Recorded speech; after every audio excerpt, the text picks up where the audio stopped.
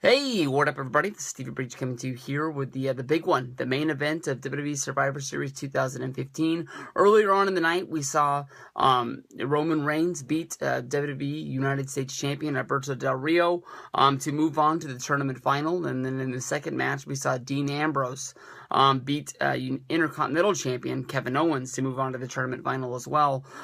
There's a lot of anticipation for this match. Honestly, two baby faces, not only that, but two, former faction members, tag team partners, two guys that have a storyline of basically going out drinking after the shows, going out and celebrating. Dean Ambrose against Roman Reigns.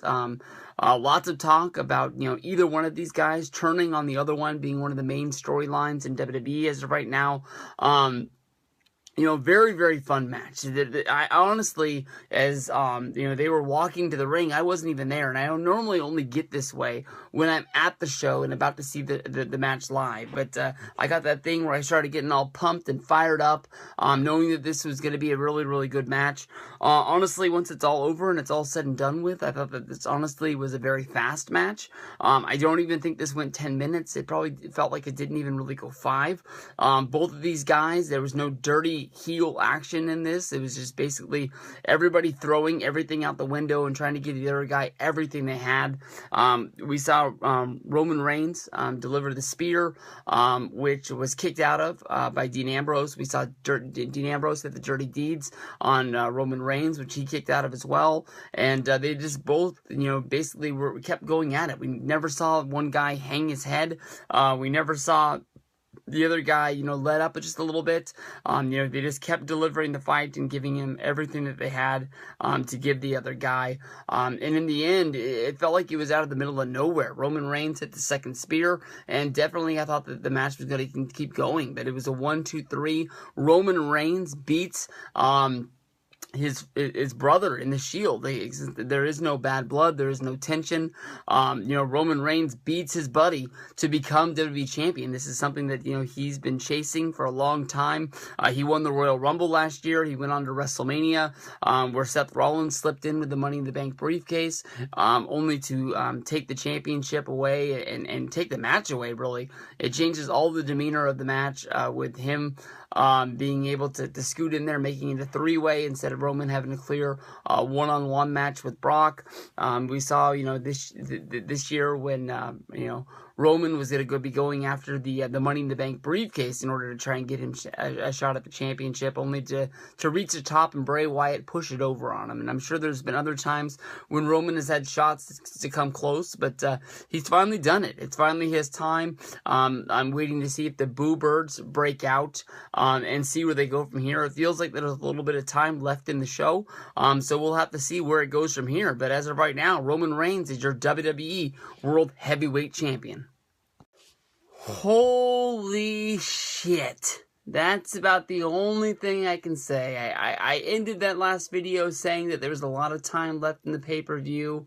I knew that they were going to do a celebration for Roman Reigns, but I thought they might have done something, but I had no clue that they would pull this off. Sheamus really has been just hanging around the mid-card, not even been able to get wins. They didn't even really make him look that strong in that 5-on-5 Survivor Series tag match. Now I really wish I wouldn't have fast-forwarded through most of it, and I would have really watched it to see what they really done with him in there. I mean, he was the last guy on the losing team, and I thought that when I stopped the match and it was 1-on-3, I thought that maybe because he was the Money in the Bank guy that he would pick up some victories, but he just got pinned, and that was it. We see Dean Ambrose and Roman Reigns rolling around on the ground, sort of celebrating their win. I noticed that, Roman Reigns was on the ground and Dean Ambrose came up crouched behind him. And I kept on waiting for Dean Ambrose maybe to sort of like grab him by his hair and throw him into the mat and then start a beat down from there. But Dean Ambrose just, sat there and they soaked in the moment. And then he just sort of hit for high grounds and let Roman Reigns have his moment in the sun in the ring. And then when he bounced, they started to play the Triple H music, bowed down to the King. He came down clapping, starting to cheer, and got into the ring to congratulate Roman Reigns and maybe even, sort of offer him that spot and the authority that he turned down when Roman Reigns said that he wanted to earn becoming champion for the first time. But once he was in the ring, Roman Reigns speared Triple H to sort of set off what was going down. But as he was doing that, Sheamus makes his way down to the ring and appeared from behind, delivering a brogue kick, kicking Roman Reigns right in the head. Telling the referee, Charles Robinson, that he wanted to start the match. Charles Robinson counted the 1-2. Roman Reigns kicked out. And he really didn't know where he was. He was dazed in La La Land. And as they got up, Sheamus went for another brogue kick. Roman Reigns was able to get out of the way of this one. It looked like he was trying to set up the spear. But as he came running in on Sheamus, Sheamus delivered that brogue kick that he was trying to deliver. 2 for 3 on brogue kicks. This one he was able to get the pin and become the champion. Triple H is looking on over the shoulder of Sheamus as like, you did something right. You did it pretty good.